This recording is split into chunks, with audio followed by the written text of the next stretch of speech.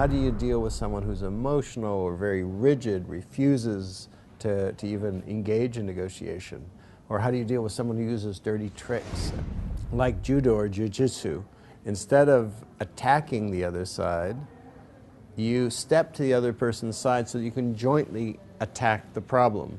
In negotiation, I would define it more positively as how do you build a golden bridge for them to advance across towards a mutually agreeable solution.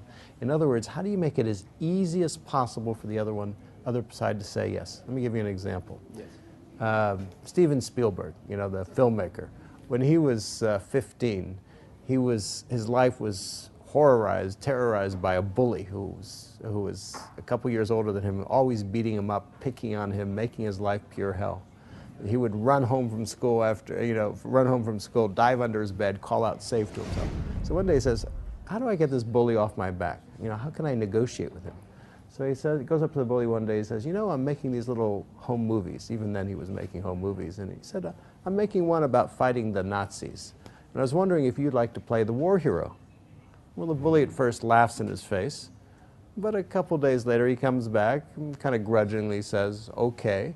So young Spielberg takes him, makes him a war hero, dresses him up with a backpack and the full works. In the movie, he says after that movie, that little home movie, that bully became his best friend. His best friend in high school was the bully. How did he transform a bully into a best friend? How did he negotiate? He built him a golden bridge. He made it attractive for him to do what he wanted him to do. How? By putting himself in his shoes, understanding, why does a bully bully? What's the underlying motivation?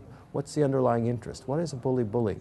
They want recognition, they want power, they want control. So he thought, what do I have in my control, in my resources, that I can do? Well, I can make him a war hero in my movie.